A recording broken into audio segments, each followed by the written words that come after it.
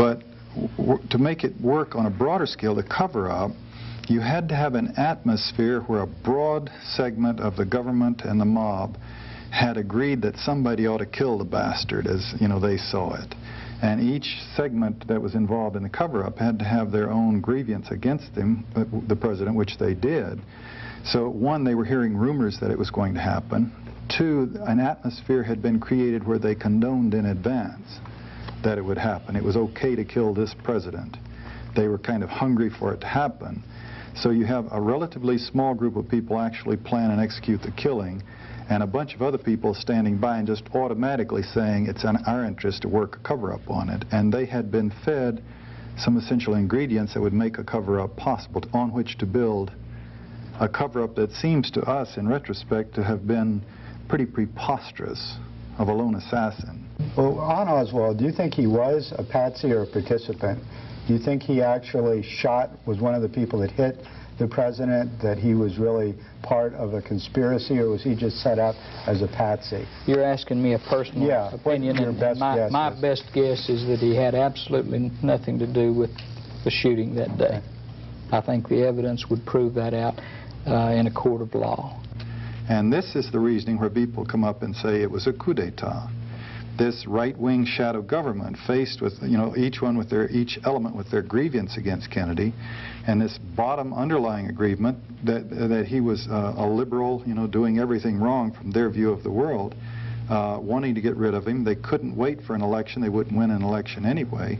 So the only way they could defend their interests would be to eliminate him, thereby at the same time establishing very clearly to subsequent presidents and senators and congresspeople about who really controls the power in this country and what the bottom line is when you start taking positions that could damage their interests. On our previous programs about the Kennedy assassination, we've shown that the version as provided by the Warren Commission is fatally flawed. So our next two programs on Alternative Views, we will focus on two aspects of the Kennedy assassination: the conspiracy and the cover-up. Care to join us?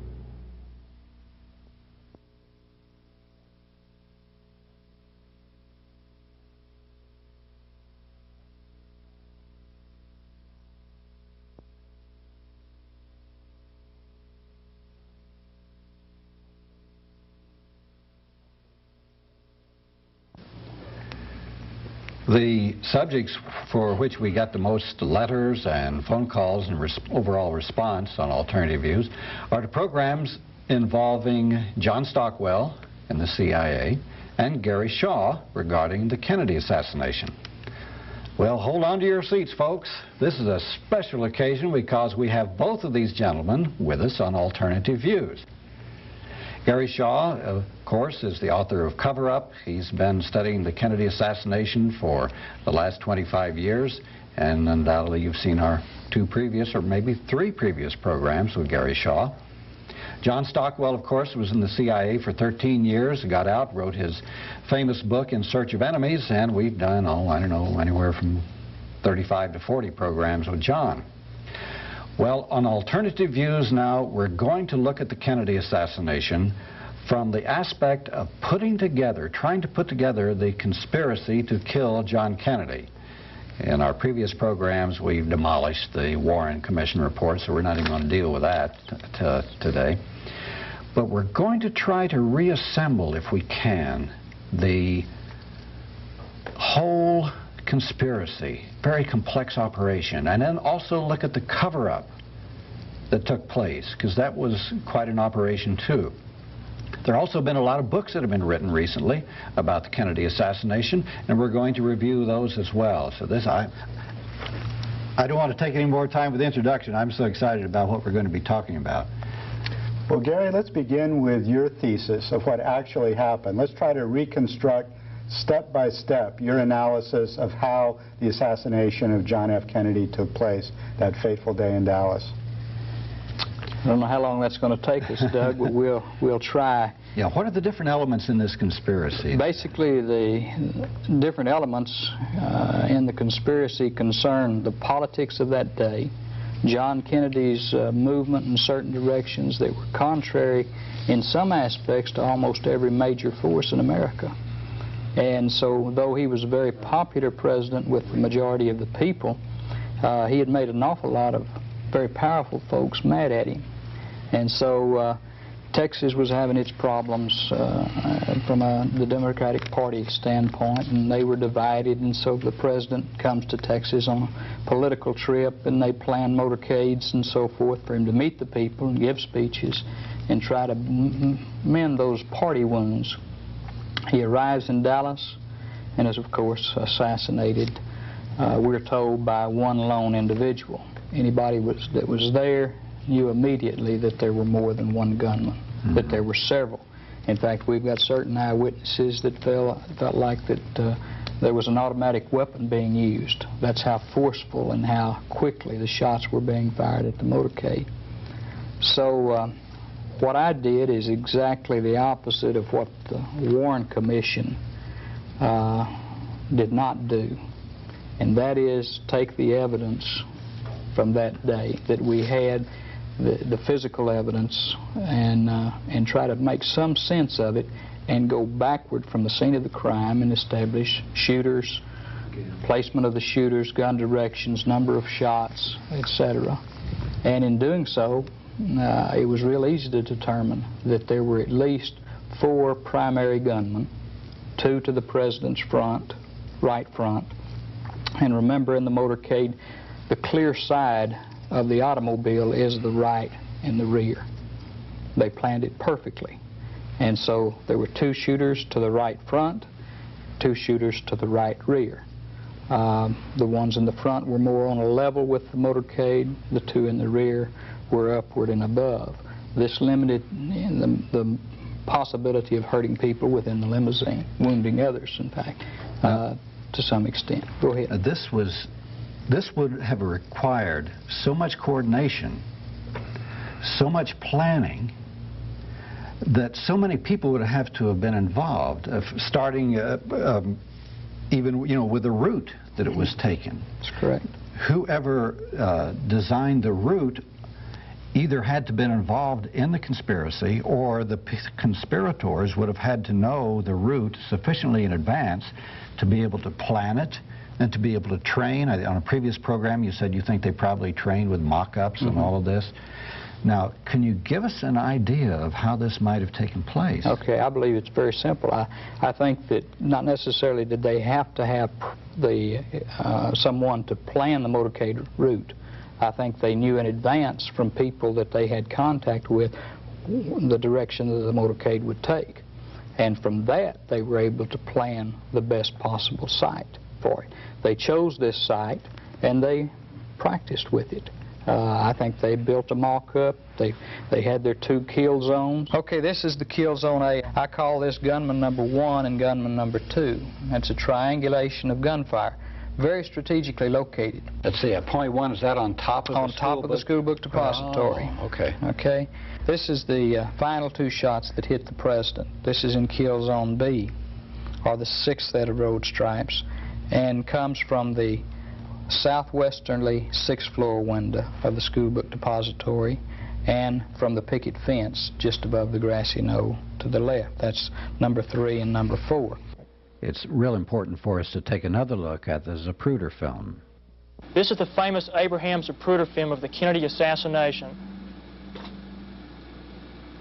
The president is now hit in the back, and then while he's behind the sign, he's hit in the throat from the front. He's now grasping at his throat and trying to talk to his wife, and the fatal headshot.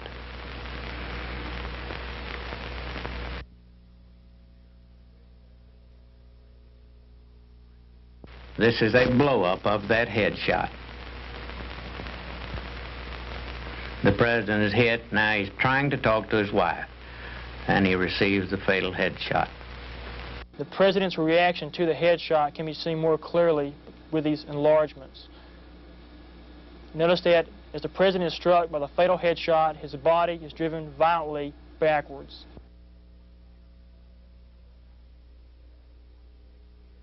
And if you watch the Zapruder film, you see the president hit twice at one section of the street. He's hit again twice at a second section. These just happen to coincide with the fourth set of road stripes numbering down from Houston Street on Elm to the sixth set of road stripes. That was pre-planned. They didn't have to try to follow him.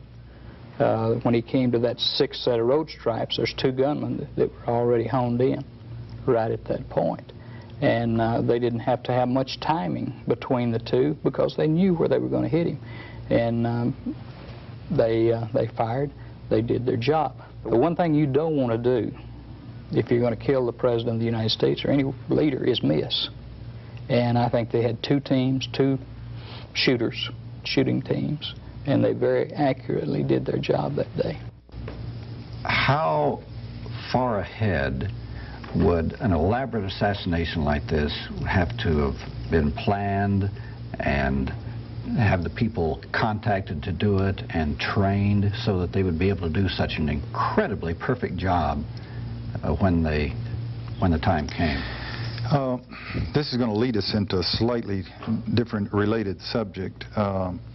Inside the CIA, you don't have a class on assassinations in training. You don't rehearse assassinations. In fact, they work very hard to convince you that the CIA doesn't do assassinations.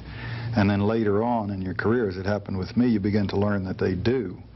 But there is no book in the CIA or SOP or file or office that teaches assassinations. They would lose the magic of the CIA if there were, which is the plausible deniability of having so many employees who are slightly naive, good soldiers, who believe it's a clean organization. And then you compartment out things like the assassination and like the drug experimentation program and the disease experimentation program. From my military background, putting it in terms of an ambush, see, that puts, which I think it was. They planned it. They executed it like a military ambush. And this is what leads me to the conclusion, and I think other researchers, in the direction of the shooting itself having been planned, rehearsed, and executed by principally the O.P. Mongoose CI group in Florida that was training for raids into Cuba. They had the training facilities, they had the expertise, they had combat experience in Cuba. And it doesn't ring to me like a mob hit. No. The execution of it was military. And then taking it from that, looking at it as a military ambush, you could do it very quickly. You could do it in a couple of 3 weeks and do a good job of it if you have pros, seasoned pros. It seems to me, reading the books and the history of what happened, they were probably working on the ambush itself for perhaps 4 months. They probably were mapping out where they were going to do it and setting up the mock-ups during the summer. That would be my guess. Okay, so that was just a part of the conspiracy. We have the Oswald factor and the fake Oswald, or the other Oswalds, how many ever Oswalds there were. Now, some people believe that Oswald was part of the conspiracy. Some people say he wasn't. Some people say he actually fired a shot. Some say he didn't.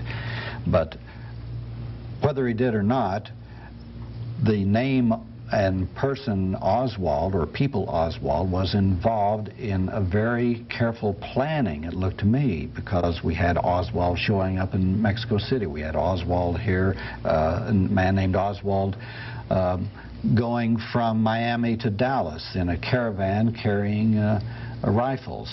You mentioned in a previous program that an international, I think it was Swetra, an international killer, who also used the name of Oswald. No, it was a fellow from Texas, a young man from Texas that used the name Oswald in his gun running operations. Okay, that's the right. Cuban Okay. exiles. So there would have had to have been this planning ahead of time also, either to have Oswald as the patsy, or to have all these other various ways set up to try to make somebody the patsy? So what is your feeling on this aspect of a conspiracy?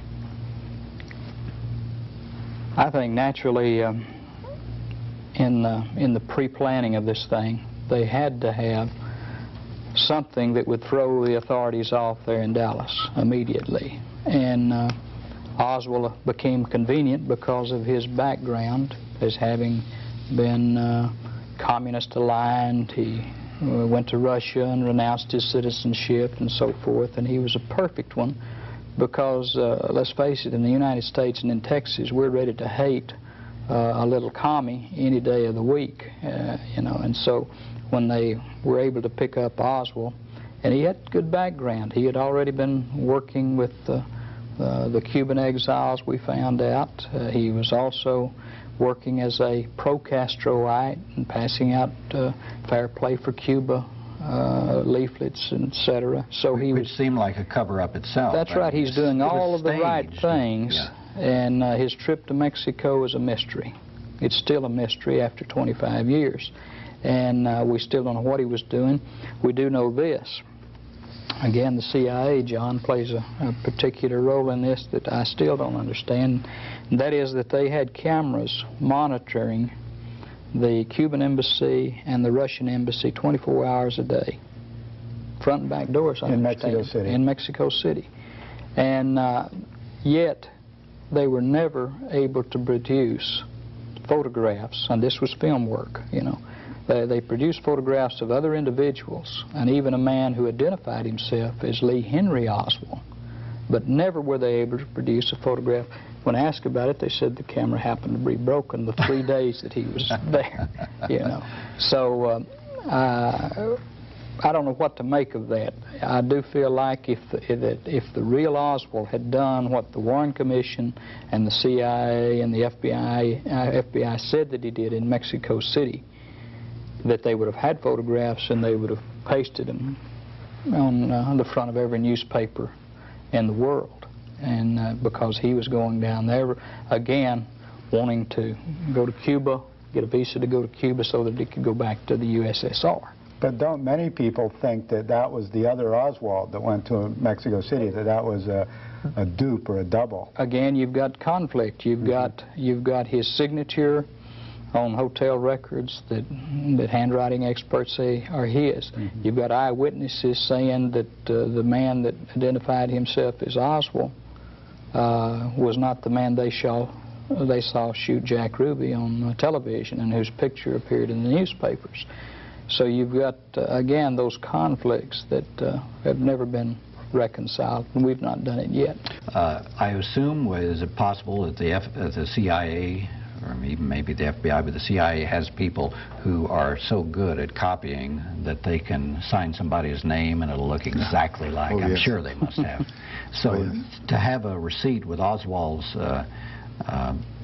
name on it could fool an expert if somebody wanted to do that. Well, one possible scenario is that they sent Oswald down to Mexico City without him knowing what he was doing. They had some operation he thought he was part of to get him in the hotels and have him witnessed in the scene.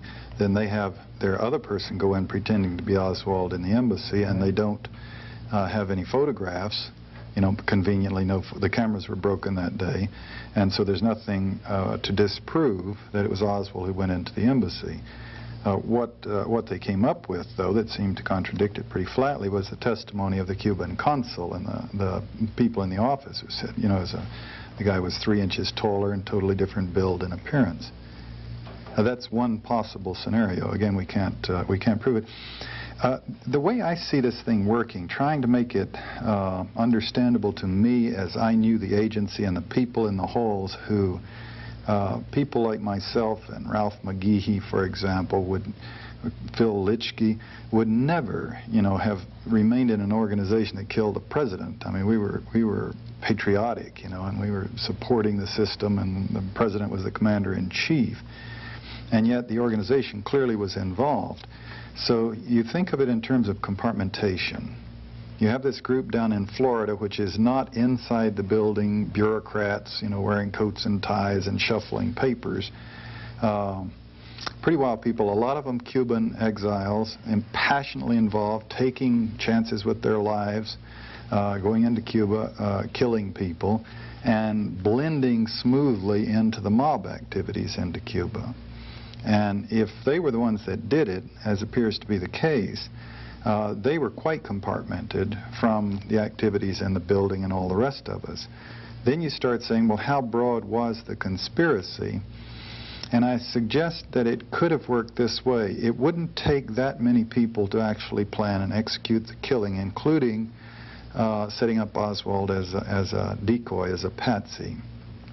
For the simple reason, if you take a total of 10 to 12 people there at the time of the ambush, Jack Ruby undoubtedly involved in running errands, working with them, and maybe a couple of other people in New Orleans and Houston, directed by the O.P. Mongoose connections from Florida, and you could do everything, that I see having been done.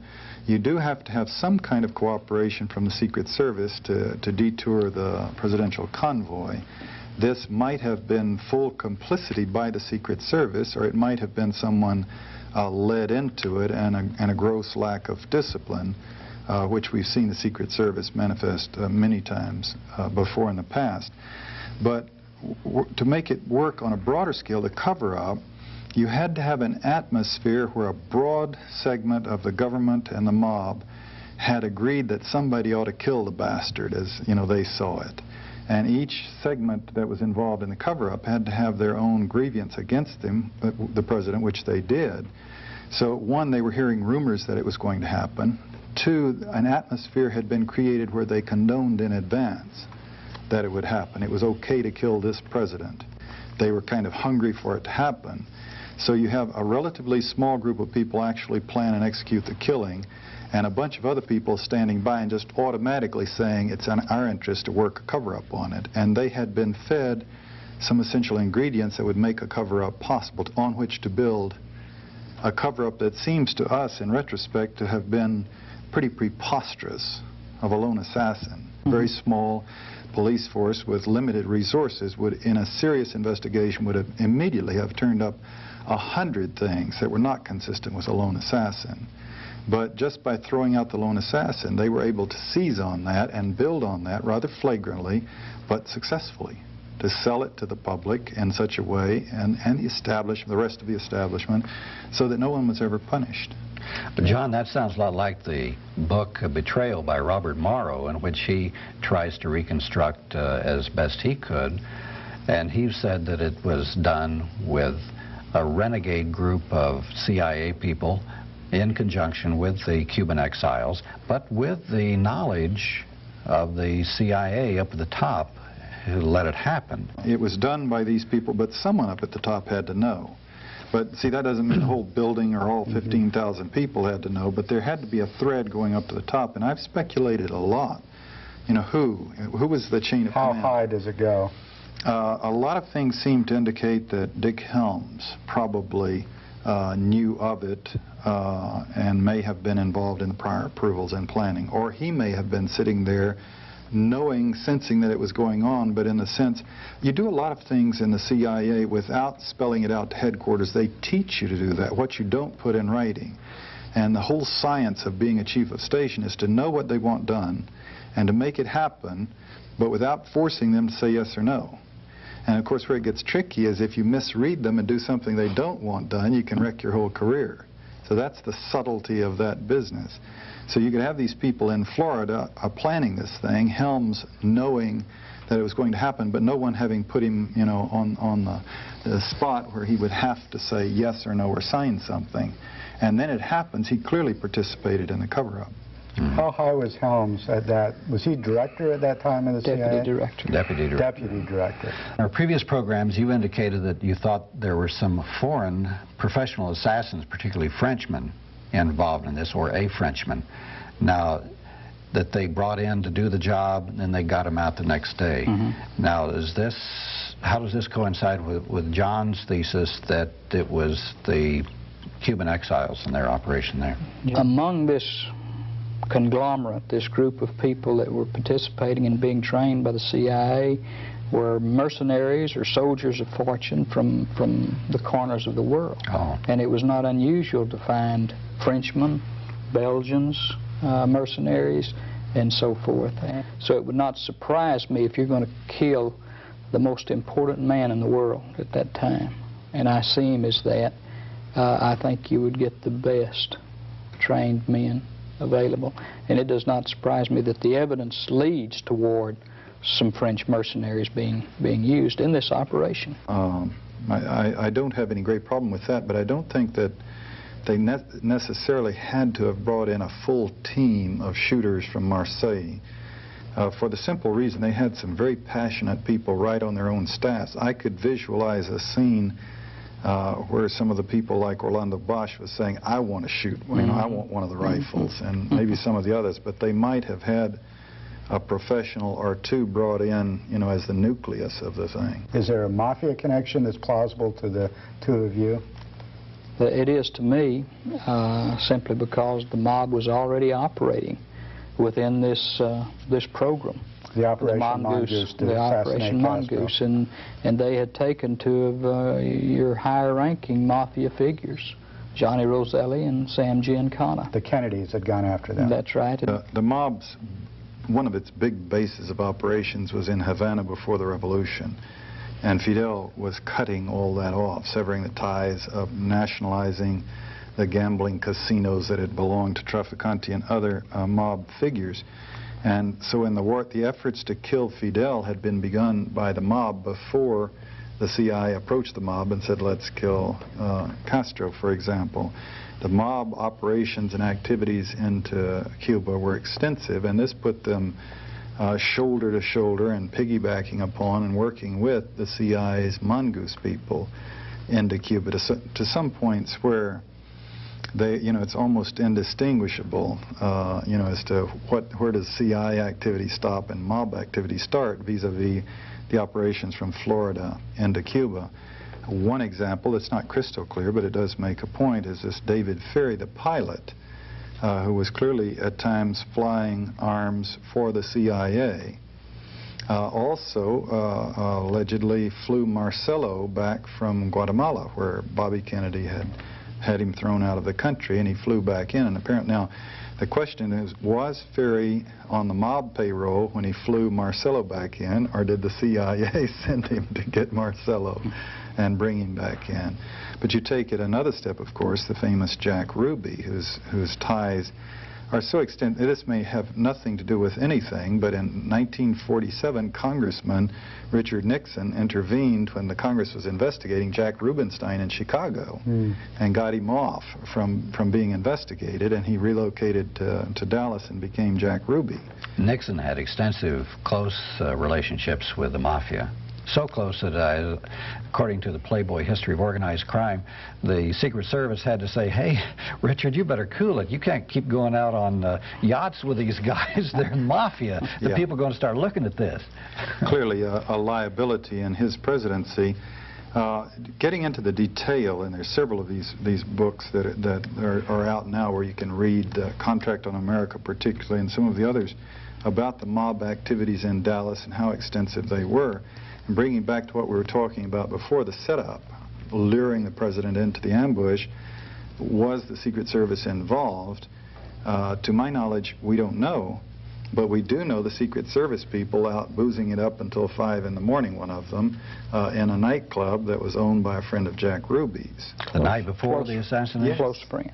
Close friend of Jack Ruby's, a place where Jack Ruby ran, you know, visited and hung out. Same girls worked there. Same girls worked there, and they were there, some of them until 2 or 3 in the morning, and one until 5 in the morning, and this was the President's Secret Service. Now again, it could just be a very, very dirty, sloppy Secret Service operation, and they're hung over, and that might explain alone some of their very dubious, unprofessional conduct during the shooting. You know, basic rule, when the bullets start flying, you mash down on the accelerator and get out of there. And instead, the driver stopped and turned around and looked back for a while for some very precious seconds. That could just be people with heavy hangovers. or it could be some corruption from the mob, or maybe the mob's role was just take these people out and show them a good time and get them thoroughly drunk. Provide information also to the CIA or whoever the hitmen were. So you don't think the mob were part of the hit squad? In other words, it has more of a military CIA operation. Oh, I think they overlapped right into it. I see. Yeah, I think that the lines distinguishing from the mongoose people and their activities and the mob activities in Florida, in New Orleans, and Dallas through Ruby were probably indistinguishable. Ferry working for both, Jack Ruby working for both, indistinguishable. And you get into the question about how would they know what the exact route was. Well, you know, if they're boozing it up until 5 in the morning with Secret Service people, you can presume that the contact was very intimate and they knew a lot about what was happening. There's always been something that has not bothered me, but did puzzle me a bit. How far ahead of time did Oswald take that job at the school book depository? About a month? It was about a month, a little over a month. So if he was part of the conspiracy, they would have had to know what the route was a month ahead of time, would they not, if they were going to plant him as the patsy? And I wonder even if the trip was scheduled that far in advance. Yes, the trip was planned that far in advance, and probably the motorcade was on paper. And the one key ingredient there to knowing about the motorcade is Jack Ruby's close relationship with the Dallas Police Department. He went as he pleased among them.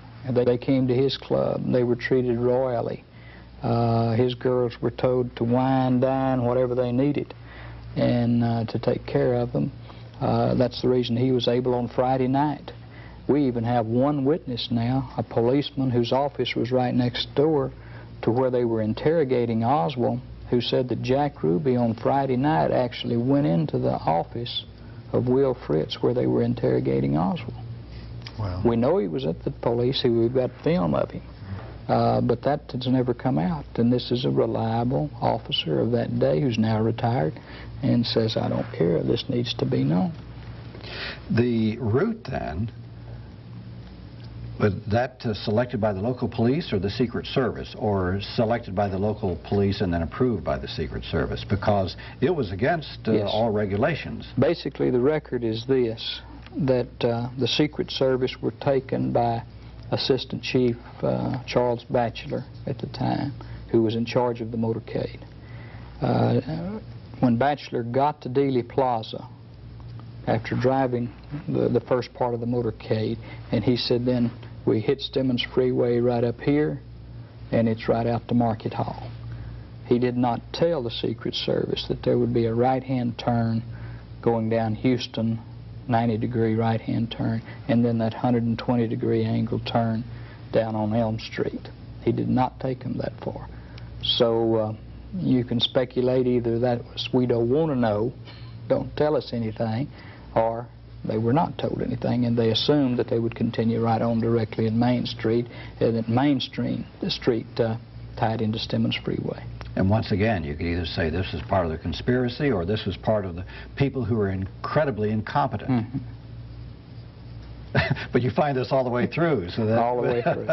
Which leads me to ask a question about the FBI then. There seemed to be complicity with the FBI, particularly in the cover-up, but now as the conspiracy, there were people flashing badges, Secret Service badges, FBI badges here and there. Maybe they were fake, maybe they weren't. But what was then the extent of the FBI relationships? I've heard people say that Oswald had relationships with the FBI, and Ruby, of course, had relationships There was with the an early FBI. report that Oswald had an informant status with the FBI. They had an informant number that he received funds monthly. One of the Western Union people testified to that fact, and that he received $200 a month. And his informant number was like S-172. In other words, they get real specific. Now, what I have a tendency to believe is that probably another individual was this informant who was using the name Oswald and was working for the FBI, and so they could legitimately say, Lee Harvey Oswald, the man who shot the president, was never an informant of ours. But this other man who was being used, and I think all of the evidence points to some type of either bureau involvement or intelligence involvement, even if it's a low echelon involvement of Lee Harvey Oswald. I mean, it's like Senator Schweiker said, the fingerprints of intelligence are on every move that he made back in that period of time. FBI or CIA? Or one or the other, or Defense Intelligence Agency. We had a number of, so that's kind of the way I have approached it. It does not have to be. And the FBI had already destroyed a note, you know, that the Oswald had brought up there. Well, on Oswald, do you think he was a patsy or a participant? My best guess is that he had absolutely nothing to do with the shooting that day. I think the evidence would prove that out in a court of law. That there was somebody in his place who looked very much like him, and it's even a good possibility that Oswald, acting on behalf of one of these agencies, had actually knew about the plot and perhaps had even tried to report it. Mark Lane gave a speech in which he said that when Oswald was informed that Kennedy had been shot, he said, and they were accusing him of doing it, he said, "So I'm the patsy." Right. Now, which would lead me to believe that he was part of the conspiracy. He may not have fired, he may not have been at the school book depository and all, but it leads you to think that he was part of the conspiracy. Or part of something. John Davis wrote a book called Mafia Kingfish. It'll be out in paperback in November, and I urge your viewers to buy it. It does make a very good case for Carlos Marcello as as one of the forces behind the assassination of the president. But he uncovered evidence that Lee Harvey Oswald actually worked for the Marcello family in New Orleans. As a boy, as a boy, as a runner. Adopted and his uncle did work for Marcello. They know that, and he worked for his uncle. And so that's a close tie with New Orleans and with David Ferry and with organized crime. And when it came time to find somebody as this patsy, he was a natural, which leads me to the conclusion that whoever his immediate superior, his case officer, or whoever it might be that directed his activities in whatever intelligence operation that he was in, had to have also probably been in on the conspiracy to kill the president. And he was manipulating Lee Harvey Oswald into the position that he was. The job at the Texas School Book Depository, his trip back to his rooming house where the Dallas police car, while he's inside, comes up and honks twice, and he comes out, and the last time the landlady sees him, he's standing on the corner waiting on a bus. And then the next thing you know, Tippett is killed, and Oswald is way over here, and the timing is impossible for him to have done all of these things, but he ends up in the theater with a gun, and is arrested. The first two things the cops say to him, now here is a man miles from the scene of a crime.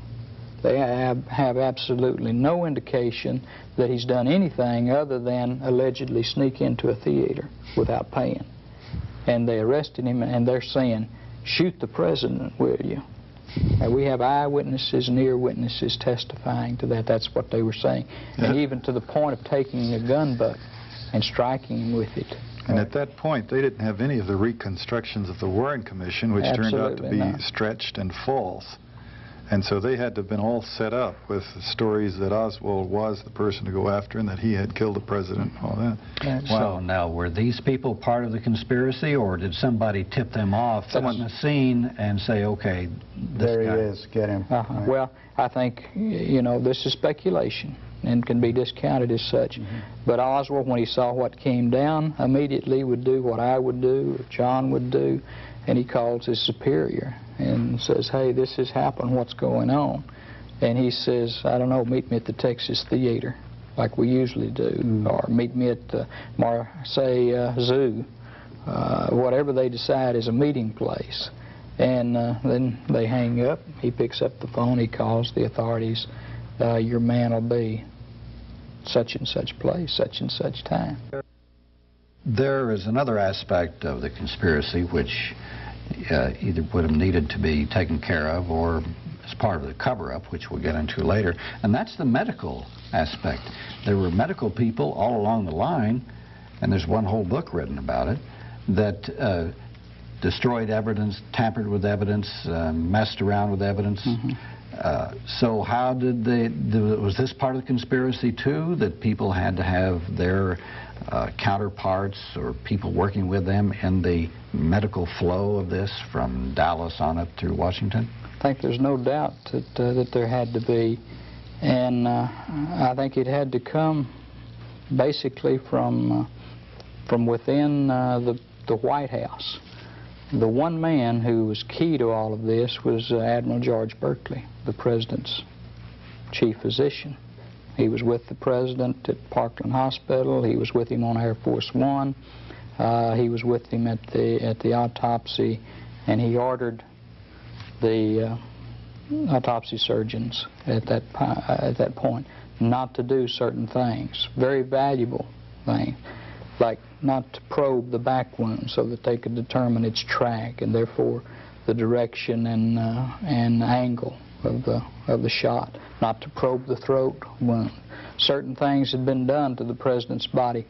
Henry Hurt, and this has gone missed by most people, Henry Hurt called Dr. Berkeley, and Dr. Berkeley said, yes, there was a conspiracy. This was in 1975. And he indicated that he would be willing to talk to Mr. Hurt. When Mr. Hurt got back to him, he was very angry, very adamant, and said, I will not talk, forget I ever said anything.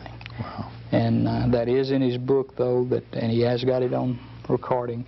His original statement is, yes, that there was a conspiracy. And it would have had to start right at Parkland Hospital, because that's where the magic bullet, the pristine bullet that did all the damage but came out without a trace or remark on it, that was found on a stretcher. So it had to have been, the medical aspect would have had to start there as far as the cover-up goes. Well, it was a military-controlled operation completely, and I think you've got to ask yourself the question, if if this happened, how would Robert Kennedy fit into this? Why would he keep his mouth shut, etc.? And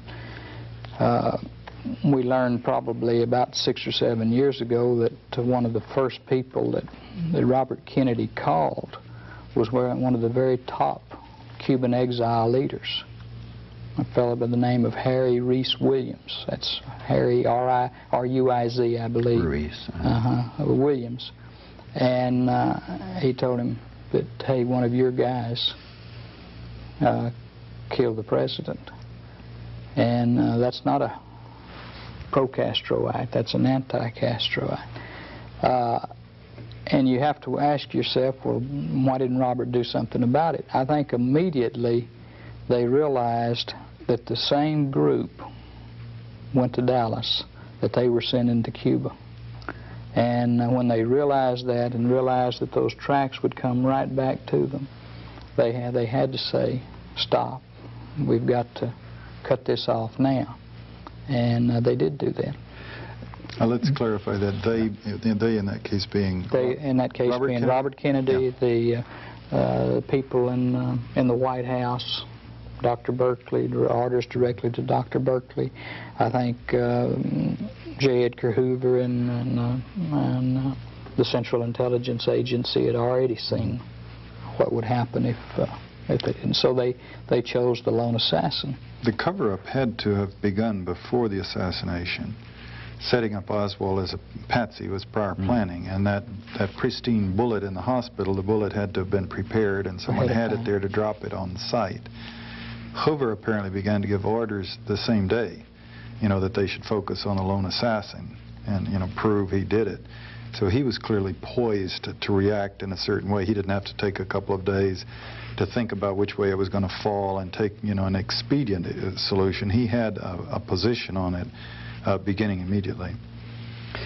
Yeah, Now Kennedy, Robert Kennedy, his position, he was disempowered the moment the bullets started flying in Dallas to all practical purposes. His power was his brother, the president.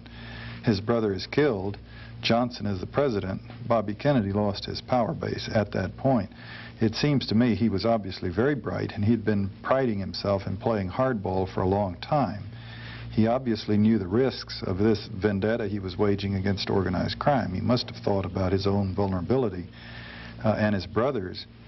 And it seems to me he immediately began, okay, get my head down and emerge eventually as president, and then I'll resume the fight with some muscle to make it happen. And this is the only way I can explain why he was so relatively quiet about what had happened. He knew he could be knocked off unless he became president and had the power to do something about it. The whole Kennedy family, including John Kennedy's immediate family, bought the lone assassin thing. Well, publicly they did. I really wonder if Robert did. I doubt it. I doubt it. You could not be an intelligent person and buy into that thing as it unfolded. No, I mean, but this is part of the cover-up too, to put this face before the American people. But before we get into the cover-up, I'm not sure we're going to have time to get into that. Maybe we'll have to wait till the next program for this. But getting back to this conspiracy, we're talking about an enormous, well-planned conspiracy, with people in the Secret Service, perhaps, in the medical arenas, local police, the mob, the CIA, and the FBI.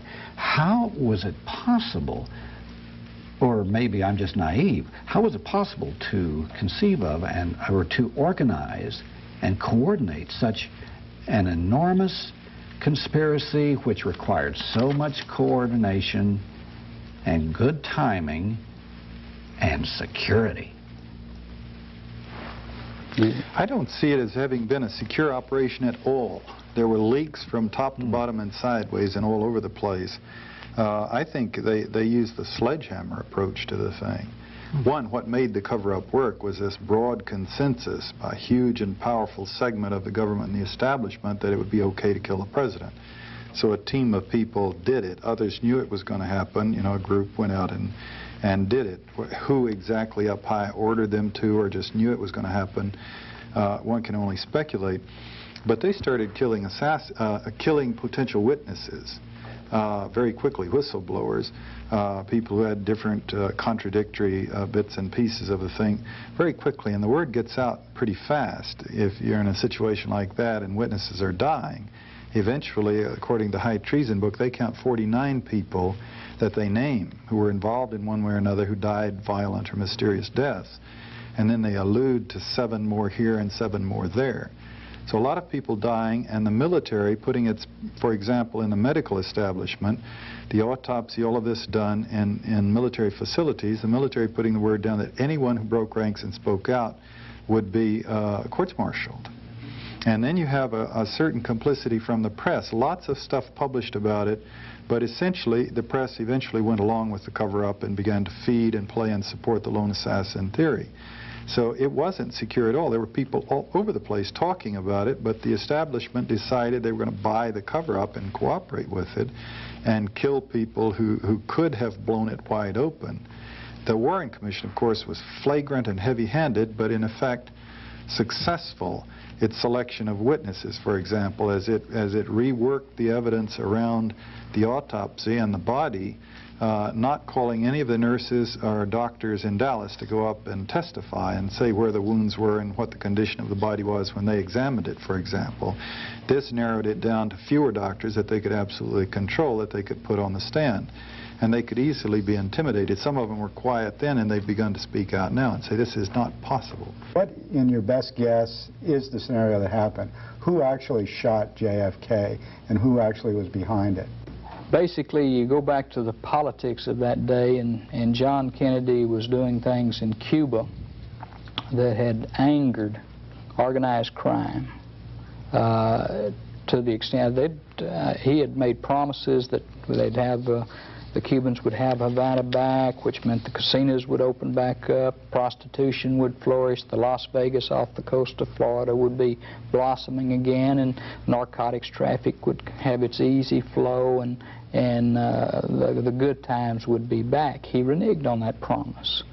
He reneged at the Bay of Pigs and alienated the Cuban exiles to the point of bitter hatred. You read books like Peter Wyden's Bay of Pigs, and you see that they say if they'd had a gun and could have gotten to him, they'd have killed him that day, that the air support didn't come in at the Pigs Bay invasion. So you see that little group, and you see that they have already got in operation an assassination apparatus. They have documented 8 attempts on Fidel Castro from this CIA group. Fidel Castro says there's 24, I think. And it's curious that it only took 1 attempt for the President of the United States. It only took 1, so you wonder how serious these attempts really were. But you take that grouping right there, and when John Kennedy reneged on everything that he said after the missile crisis, and he promised Khrushchev that there would never be an invasion of Cuba if they'd pull those offensive missiles out. Then the handwriting, I think, was on the wall at that time, and there was vengefulness involved, there was money involved, there was power, and that turned an apparatus that it was already trained and in operation and turned it to Dallas. I think you've got to remember that we don't protect or didn't protect our president at that time like Fidel Castro was protected, yes, or like Charles de Gaulle was protected. Yes. And it was, you know, it was a turkey shoot in Dallas. Yeah, the attempts on Fidel's life were certainly serious, but you had a different operational problem, if you will, to try to do it in Cuba, where you did not have a broad consensus of it's okay to kill the man that you had in Dallas, that you had in the United States against Kennedy at that time. So they were having to plan a truly clandestine assassination in which the shooter wouldn't have some kind of magic immunity in a Warren Commission and whatnot. There would be an extremely vigilant reaction from Fidel's bodyguard and the Cuban government and whatnot. So they were trying to think of esoteric, clever, tricky ways to do it. In Dallas, God knows they could set up a big, broad ambush right in broad daylight and gun the man down. You have the killing apparently engineered by a paramilitary team, an ambush. Perhaps a small bunch of people with a few supporters in New Orleans and Dallas actually engineered the hit, others knowing about it, but the cover-up brings a lot of other very powerful and big groups into the conspiracy. And so then you get into motive. You know, why would the CIA be down on Kennedy enough to want to kill him? And you had, as Gary said, the Bay of Pigs, which they considered to be a betrayal. Objective readers in history would not necessarily agree, but they certainly did. And also, he was in the policy of reformulating the policies in Cuba to actually withdraw and cut back and curtail the assassination attempts on Fidel and break up the OP Mongoose infrastructure that was raiding and attacking in Cuba. You get this in the Betrayal book by Bob Morrow, for example. Then you have the right-wing military that you see, you know, why did the military suppress the evidence and doctor the photographs and control the doctors? Their anger could easily have been because, you know, a liberal president pulling them back from Vietnam, which was designated as their next big war. So the right-wing military, very angry about his position towards the world and towards war and towards their choice of wars. Again, the mob, the Kennedy brothers were waging, especially Bobby, but with Jack's support, were waging a major vendetta against mob leaders. They had put Hoffa in jail. They had kicked Marcello out of the country, and then Rosselli and Giancani were incorporated into the activities. The mob had a fight for survival on its hands with the Kennedys. And then, of course, you have their huge investment in Cuba, and then you also have linkage into Southeast Asia. Traficante had been to visit Vietnam. They were obviously planning a shift in resources to the Golden Triangle. If the U.S. went in a big way, you'd have lots of vehicles, airplanes, and ships, literally, that you could piggyback the drugs back into the States, and Kennedy's pulling out of Southeast Asia. The Texas, the right-wing business folks, of course, the oil depletion allowances. Kennedy was cutting them. They had become fabulously rich from these things, and they didn't want them cut. And then you get, of course, the key is the FBI. not necessarily in the planning of the killing or the execution of the killing, but certainly Hoover's position, immediate position in the cover-up, was essential to make it work. All of his agents trying to construct, or ordered to try to construct evidence that would pinpoint a lone assassin. Some of them came up with bits and pieces that were quite contradictory, which the Warren Commission pretty much just ignored.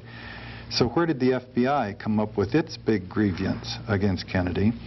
And this is where you get into, for example, Contract on America, David Scheim's book. Hoover had, and also this other excellent book, we have a copy here, Secrecy and Power, The Life of J. Edgar Hoover. Hoover had a lifetime association with organized crime. He bet and gambled, weekly. It was his big passion, and he took 2 vacations a year regularly where the bills were picked up by people who related to organized crime.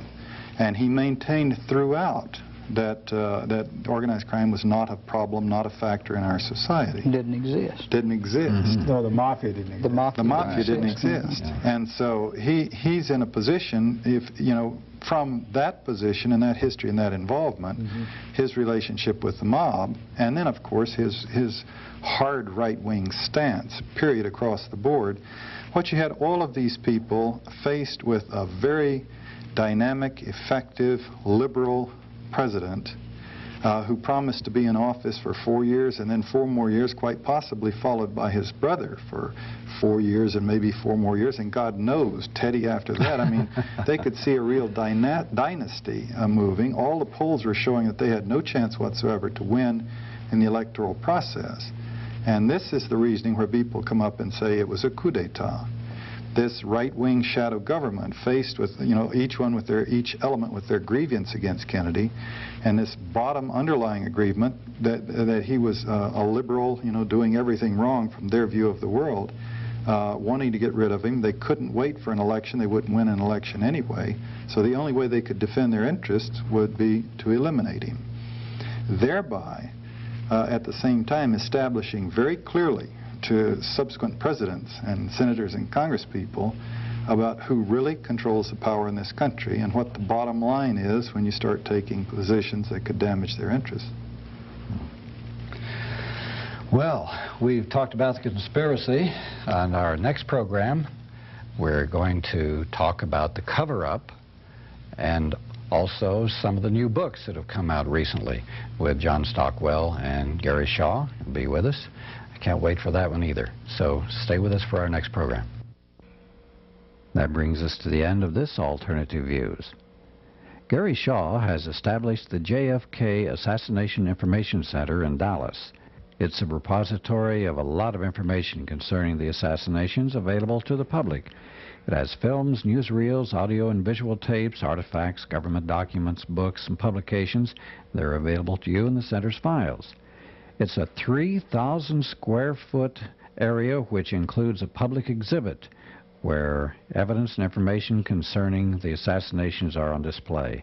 You can also see a 20-minute film of the assassination and its controversies.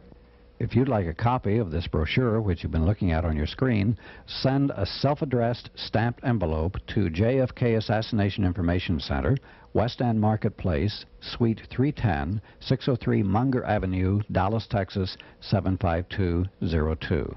The phone number is 214-871-2770. That's the JFK Assassination Information Center, West End Marketplace, Suite 310, 603 Munger Avenue, Dallas, Texas, 75202. Alternative Views is a production of the Alternative Information Network. P.O. Box 7279, Austin, Texas, 78713. Bye.